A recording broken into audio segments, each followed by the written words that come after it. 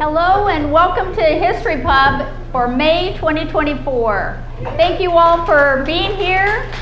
My name is Debbie and I am the president of the Cottage Grove Genealogical Society, and the Downtown Cottage Grove and the Cottage Grove Genealogical Society support this event. Anyway, I want to thank Bart for the venue. This building was built in 1908, and before this building was built there was a brick sitting in the same footprint, and it was owned by Hemingway and Burkholder. And Dave Light scored some really great historical documents at a Crestwell sale at the museum, and in one of the things that he brought to show me is an ad for Hemingway and Burkholder from 1905. So I think this is really cool that fellow historians love to share their finds, and I love it. And I personally had another serendipitous thing happen this week. A lady was coming through Cottage Grove from San Francisco. She knew her family was here around 1910. She stopped at the book mine. Gail called me at home and asked if I'd be willing to help this lady. And it was a week ago today. And so I talked to her for a few minutes, got a little bit of information, and while she was on the phone with me, she gave out a scream. And this is a historic photograph that I have in my collection. And I bought it for the hats that these ladies are wearing. But one day I was going through my pictures and noticed that Opal Whiteley is in the middle of this photograph. She doesn't have a hat on. But this lady named Janice Phelps from San Francisco, her grandmother is standing next to Opal. And so tonight, this will be a prize for somebody that pays attention to Bert's presentation. So in Cottage Grove, we have a loose group of partners, and it's called the Partners in History. And that includes the Cottage Grove Historical Museum, the Cottage Grove Genealogical Society, the Oregon Aviation Historical Society, the Cottage Grove Historical Society, the Cottage Grove City Library, Bohemia Mining Museum, and Singing Creek. And together we collaborate on different projects around town to further our local history. And I also want to thank Jim Lockhart, our videographer, who tape isn't the word anymore, but records these events, and then they end up on the CG Genealogy YouTube channel. So if you miss one, seek out the CG Genealogy YouTube channel and you can watch them from there. And all of the Partners in History, I'm sure, have volunteer opportunities. So if you are interested in local history and you have an area of interest, whether it's businesses or events or people, you can get a hold of the appropriate organization and throw your hat into the volunteer ring. I'm also the chairman of the Goose Mural Committee, and this is going to be painted in Bohemia Park. That's where the goose lived. It's where the engine was worked on, and that's where it'd leave every Saturday to go on excursion Saturday and Sunday. And it ran from 1971 to 1988. It brought 20 to 30,000 visitors to Cottage Grove every summer. And this is the concept drawing that will be painted on a building. The mural will be 40 feet wide and 14 feet tall. This is drawn to scale. Heather Endicott from the Brew Station is the artist, and we now have these available for sale, and she has signed these, and they're $35 if anyone is interested. We also have hats and shirts over here to help us fundraise. We're almost 2/3 of the way there, and I really appreciate that this is a community effort to bring the goose back in the form of a mural. So tonight we have Bert from Jasper, and he's a native Oregonian from Coquille. He's lived in Lane County for over 40 years and retired as an electric utility analyst and power trader. He's now a compulsive researcher, historian, and author. And I welcome you to Cottage Grove and to the History Pub. Thank you, Bert.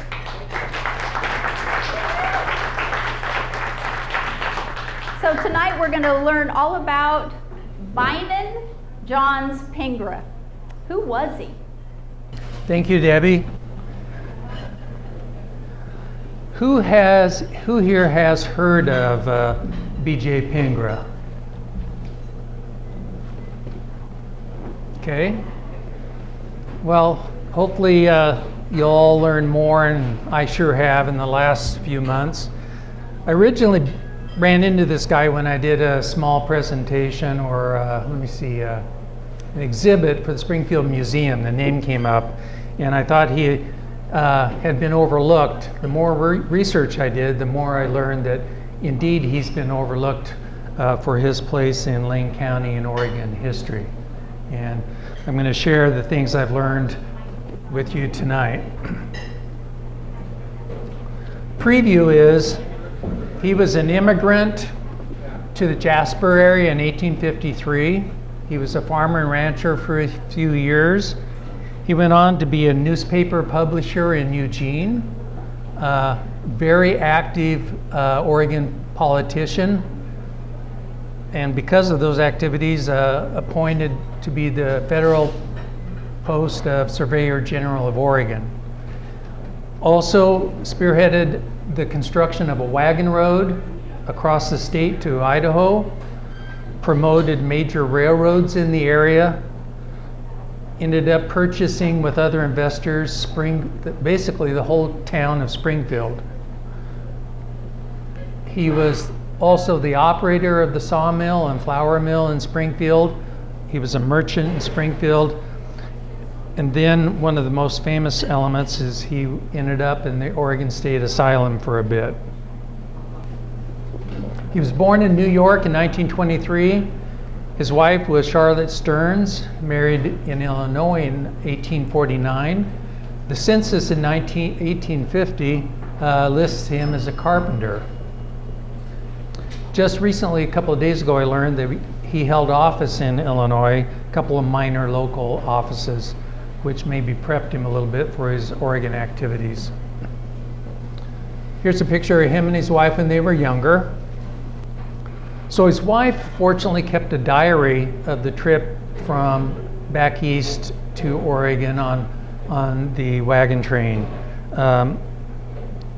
It was going over the diary, it wasn't particularly noteworthy other than they experienced, like all travelers probably, numerous challenges and surprises along the way. It was an incredibly terribly challenging journey, usually beginning in the spring and getting to Oregon in the fall. They went via what was called the Barlow Road to get around Mount Hood. At the same time, another wagon train that became more famous as the Lost Wagon Train tried a new unproven route down the Middle Fork of the Willamette River.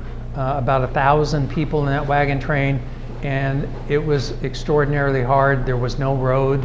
They struggled and barely survived their trip to the valley. I've heard that population of almost 1,000 settlers just about doubled the population of Lane County. I'm crazy about maps, and here's one example. The Pengras settled in the Jasper area, and this is a donation land claim map, which are pretty fantastic for documenting where people settled. The Pengras were right here on the Willamette River near Jasper. On one side of them was the Smith family. Other side, the well-known Wallace family, for which Wallace Creek was named, and nearby was Cornelius Hills, generally known as the founder of Jasper, and Hills Creek was named after him. This is another map from the General Land Office. I really like these. This was a little older. The other one I think was 1860 or so. This one was about 1855. These maps showed actual cabin locations. Here's Cornelius Hills, his cultivated fields, a wagon road going by his place and into Springfield. These maps are fantastic. They're not always this interesting, but this one for the Jasper area is fantastic. Well, the first thing he did other than farming and ranching was, after about 4 years or so, he decides to move to Eugene and publish a newspaper. This was the first Republican newspaper in Oregon. The Republican Party was emerging, and he was a giant part of that.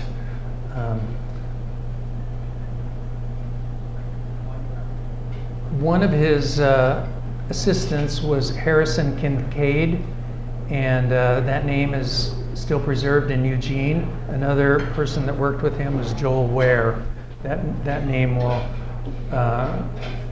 come up again in probably in this presentation, but also in Eugene's history. The background for that period, and we're talking 1858, 1860, was national politics. Pengra was spearheading the establishment of the Republican Party in Oregon and was known as the boss of Oregon Republicans. The tensions were so great that Eugene's first college on College Hill, it was called Columbia College, was burned twice, likely because of arson.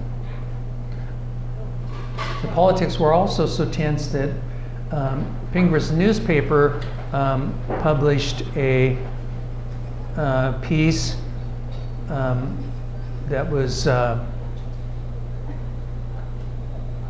me see, how do I say this? Was offensive to the local Democrats who were basically pro-Southern, and that precipitated the president of Columbia College to look for Pengra and attempt to kill him with a gun.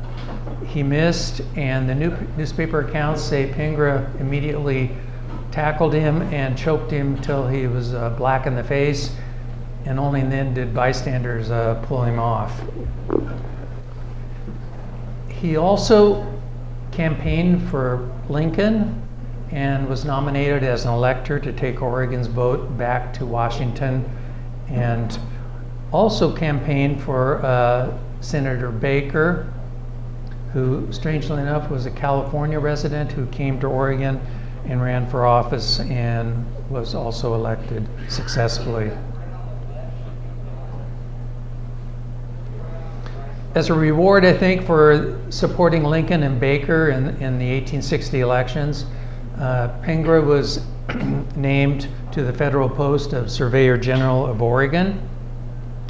To the right is one of the maps his office produced in Eugene. I think they're works of art. I wish it was a bigger image for you to see it, but the maps are incredibly detailed, showing roads, communities, lands generally set aside for settlement. Here's a bigger image that better shows the artistry of this.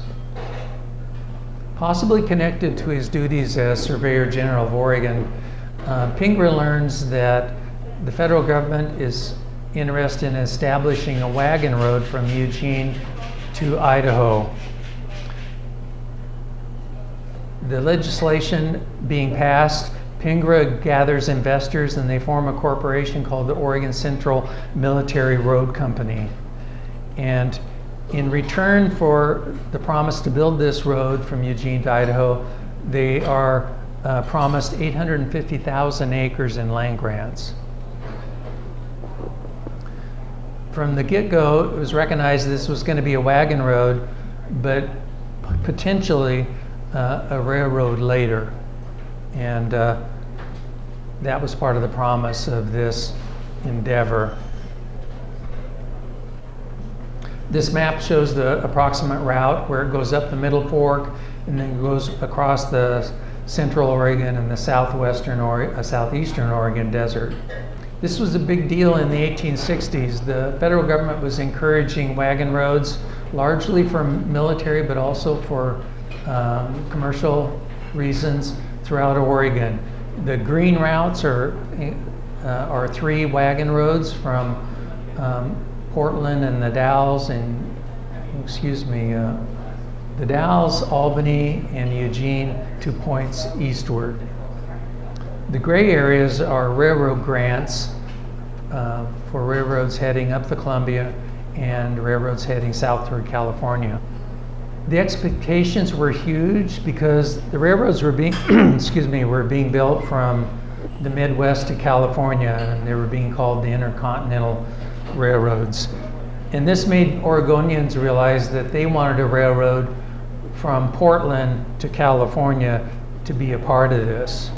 There were pretty good indications that this railroad would come through Springfield, so investors bought Springfield Town Site, Springfield Sawmill, and Springfield Flour Mill that were originally built by the founders of Springfield, the Briggs. They formed a company called the Springfield Manufacturing Company. And in addition to this, Pengra and others formed the Oregon Branch Pacific Railroad. And they were hoping that the railroad would come down the Willamette Valley and at some point near Eugene, Springfield, would turn and go up the Middle Fork and go to Nevada. And by doing so, it could connect with that Intercontinental Railroad and not only connect, therefore, with California, but with points east. So commercial railroad traffic could go coast to coast and end up in California or Oregon. Springfield Manufacturing Company, that was formed in 1866 in anticipation of the railroads, was incorporated by Pengra, Kelly, and Stratton. Kelly is a name that shows up as Kelly Butte in Springfield, and he is known for other activities as well. Stratton, I think, was from Eugene and was one of the movers and shakers in Eugene. They bought the sawmill, as I said, the flour mill, also the mill race that had already been constructed, as well as the town site.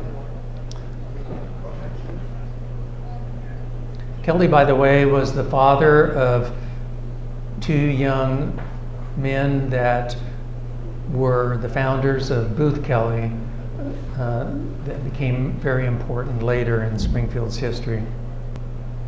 The company that Pengra was involved with, called the Oregon Branch Pacific Railroad, is shown on this wonderful map as the route was coming down from Portland to Eugene area and then turning to go to Nevada to connect with the soon-to-be completed Intercontinental Railroad that would go into Central California.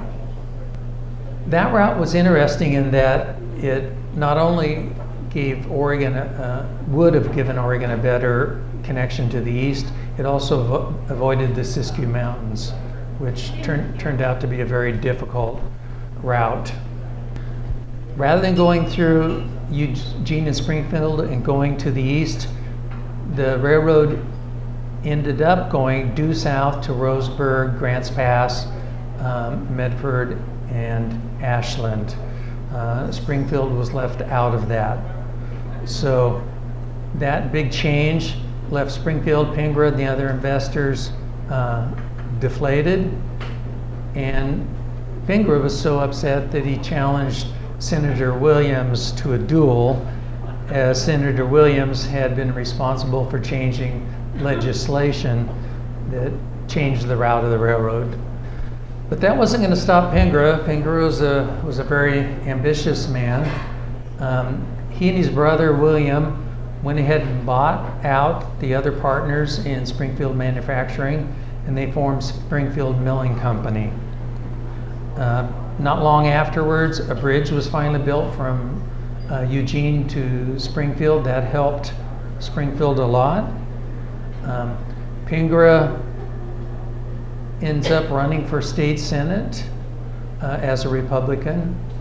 He was unsuccessful, but he did make a run at it, and we'll talk more about that later. The brothers opened a general merchandise store to go with their sawmill and flour mill. In 1885, Springfield was finally incorporated as a city. About this time, Pengra builds a pretty significant ranch on the east side near today's Lapine, and there was even a post office and community there called Pengra because of that. Also, he ends up selling the sawmill to a gentleman named Wheeler about this time. Well, Springfield didn't get the railroad the first time around, but another opportunity arrives. A railroad is brought down from Coburg to Springfield with the intent to go up the Middle Fork and on to Nevada, much like the original plan was earlier. It was actually built as far as Natron, out near Jasper, and then it was canceled.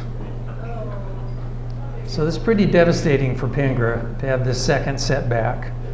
By the way, this locomotive is pretty indicative of the locomotives of the period, which typically ran on wood or coal.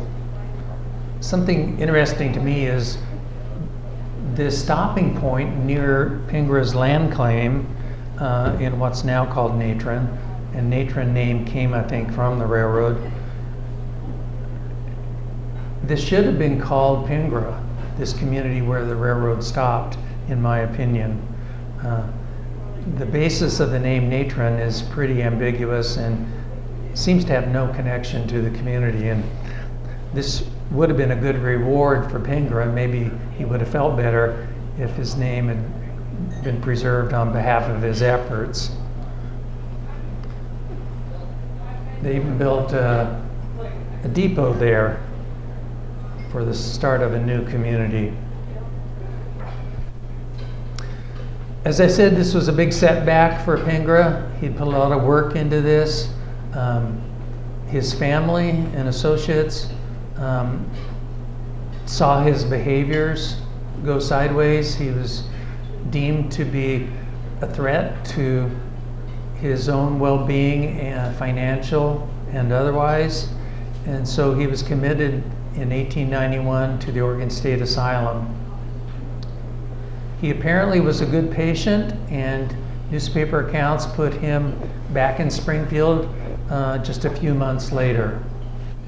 He goes back maybe with less zeal, but he forms another company called Springfield Land Investment and Improvement. He also forms another railroad company, this time to go from Utah to Coos Bay. In 1903, he passes, and at the home of his son in Coburg, the railroad he'd advocated for many years is finally built, or something very close to it, a few years later, and it was called the Natron Cutoff, and it went from basically Natron and Jasper up the Middle Fork of the Willamette onto Klamath Falls and connected there with railroads from California. So the basic dream he had did happen later, but he wasn't fortunate enough to see it. I'm going to give a quick listing here of the businesses he was involved in, which is a good expression of his ambitions. The People's Press newspaper, his activities as Surveyor General of Oregon, Oregon Central, Military Road, Oregon Branch Pacific Railroad, Springfield Manufacturing, Springfield Milling, Pengra General Merchandise Store, Springfield Investment and Power, Springfield Land Investment and Improvement Company, and the Great Central Railroad Company. So his energies were seemingly unlimited. His employee and eventually a 40-year newspaperman named Harrison Kincaid wrote a wonderful tribute to him when he was running for state office. Now I'm going to do what's normally not appropriate for a presentation, but I'm going to attempt to read this. Okay, this is Harrison Kincaid's endorsement, or a portion of it, his endorsement of Pengra. Pengra had no early advantage, but was compelled to struggle for a living, earning the daily bread by hard work. During the exciting contest over the slavery question, about the time the Republican Party was organized, he left the plow to engage in politics. His attacks on the pro-slavery democracy, which then had a 2/3 majority in this county and the state, were eloquent, earnest, and powerful. He handled his political opponents with a freedom and boldness that astonished them and seriously wounded their feelings. They had dominated over the old Whig Party so long and had become so accustomed walking over the prostrate forms of a weak minority that they were astonished and beyond measure when the farmer without experience in political matters walked into the political arena and drove out their champions with as much ease as a lion or grizzly bear would upset a cage of monkeys. The pro-slavery party had always acted in accordance with a favorite decision of the Supreme Court that their political opponents and Negroes had no rights that a Democrat was bound to respect. Pengra reversed this rule of action and treated his political opponents as they had long treated all who opposed them. This stirred up the Democrat menagerie to a fearful degree. They were so shocked, outraged, and discouraged. In fact, they could not find words to express their indignation. Even now, after thinking it over for 20 years, some of them fail to find words to express their wrath. But Pengra marched boldly on, paying no attention to epithets, denunciations, and slanders hurled at him by political opponents as they scampered out of the way. He organized the Republican Party of this county and state, and under his leadership, the party first marched to victory. For a time, he edited the People's Press at this city, then the leading Republican paper of the state, in which was published about 18 years ago the first article written for the press by the writer of this. In this way, without great educational advantages, though he was then a well-read man, without wealth, experience, or influential friends, Pengra became a leader of a great political party and for years bore almost absolute sway. The power of his intellect, the strength of his will, and the force of his character were simply tremendous. He went at whatever he undertook with the force of a steam engine and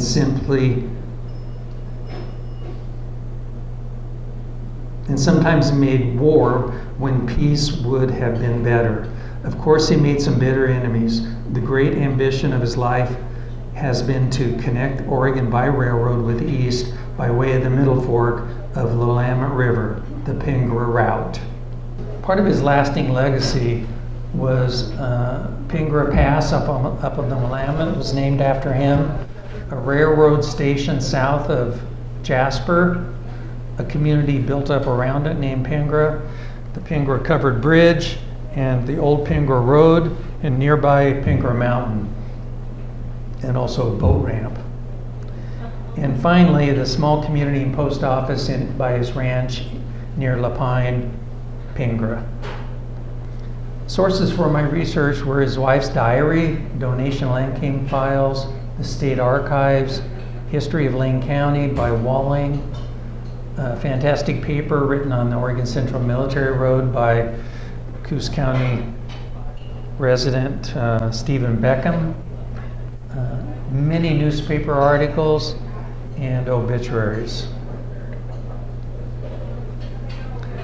That's the end of my presentation. If anyone has any questions, happy to field them. I can be reached at this email address or this phone number. Thank you.